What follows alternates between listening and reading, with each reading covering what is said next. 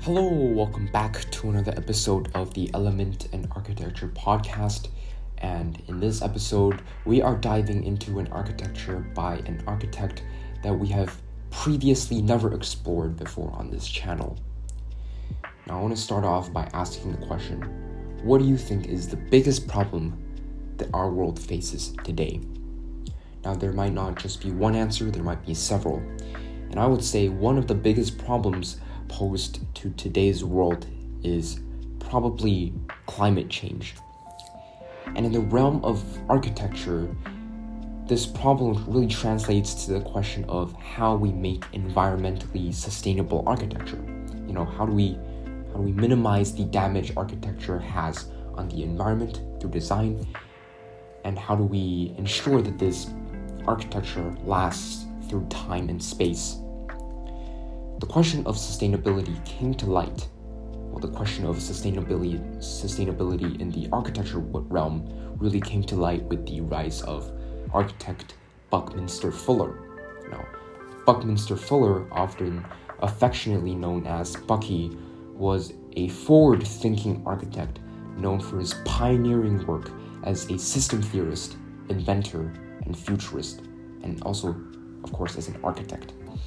His innovative designs and radical theories challenged conventional wisdom and offered groundbreaking solutions to some of the most pressing and transcendental problems of sustainability that we deal with even until today.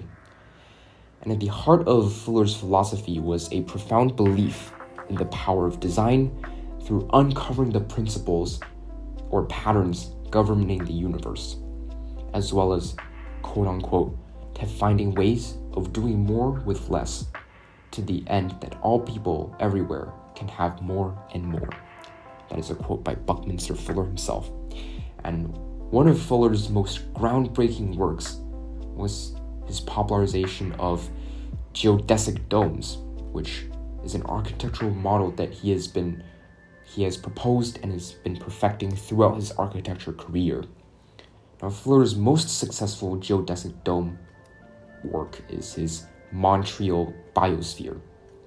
Now, this architectural masterpiece, originally designed for the 1967 World Expo in Montreal, resembles Fuller's environmental stewardship and his architectural innovation that is erected by his pioneering system theory that we are going to be talking mainly about in this episode of the podcast. And so in this episode, we are going to be having a deep dive into Fuller's theories, his theories about synergy, and how they are exemplified in this Montreal Biosphere. Not just his design, his theories about synergy, of course, but also his design philosophies in general. Let's get right into it. Fuller is very much involved with uncovering patterns governing the universe, as I've just mentioned, which can be shown through his work with the system theory, on his theory on synergetics, talked about frequently in Fuller's operating manual for spaceship Earth writing. And so by definition, synergy means the behavior of a whole system that is unpredicted by the separately observed behaviors of any of the system's separate parts or any sub-assembly of the system parts. So this might sound a bit complex, but bear with me. Although this sounds very abstract, this idea simply expresses that it's not the components considered separately in isolation, but rather the interplay between these components considered in aggregate that determines the behavior of the entire system that we are considering. Now, this concept underscores the idea that the collective interactions within a system can produce effects greater than the sum of their individual parts.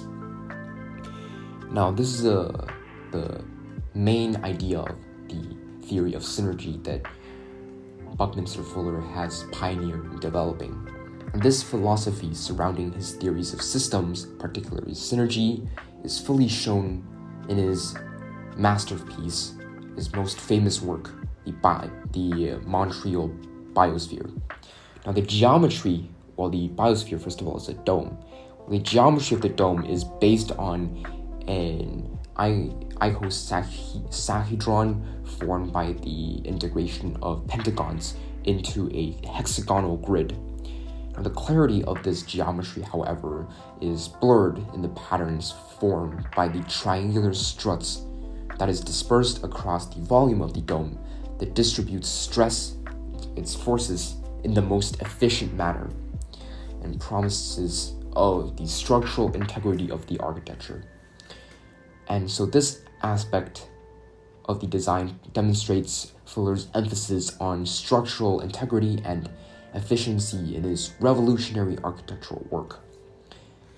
These triangles, then, with slight distortions, sort of twist or bow into curved sections, which transform the linear surfaces into a more spherical shape, and hence being able to create a sphere that is composed of smaller lattice-like triangular structures. Now, the geodesic dome, in this sense, is an exemplification of the idea that synergy is applied to Fuller's design, the dome. The whole of the geodesic dome is an aggregation of smaller units of triangles, and that is how it's applied, how the ideas of synergy is applied to this architecture in that sense. The repetition of the interconnected triangular units making up the structure of the biosphere, in this case, works together to form a complete structure, which is completely unpredicted by these individual units themselves, and hence embodying a synergetic architecture that is defined by an aggregation of individual these triangular or geometric units. The entire architecture is defined by an aggregation of these individual units. And so such application of synergy in the dome creates a fascinating visual effect with a profound sense of order that is evoked by repeating geometric elements.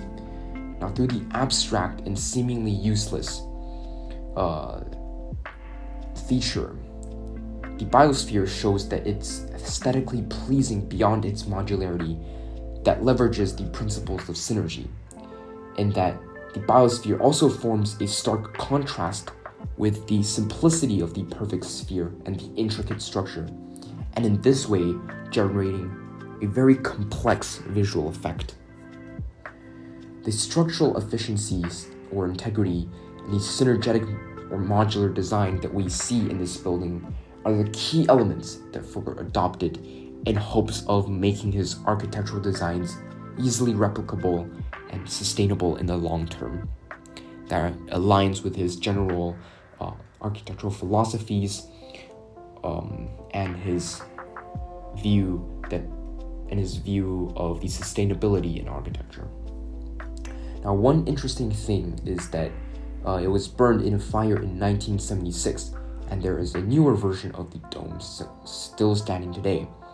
And in contrary with the one standing today, the structural nakedness defining the facade of the original biosphere that was made creates a transparency that fully reveals not only the interior of the dome, but also the ingenuity of Fuller's design, shifting the focus of the architecture not on the interior space, but rather on the structure or the exoskeleton itself. The geodesic dome model that Fuller worked on throughout his entire architectural career unfortunately never achieved the mass adoption that Fuller hoped for. And despite this, the impact of Fuller's biosphere and its broader design philosophies cannot be neglected in the architectural realm. The Biosphere stands as a testament of Fuller's visionary approach as a designer that involves his principles of structural efficiency, sustainability, synergetics in architecture. And it inspired a new generation to pursue innovation and environmental stewardship. So Fuller's central design principles shown in the Montreal Biosphere laid foundation to many of his other works, such as the countless military facilities, the restaurants he deployed basically everywhere across the nation.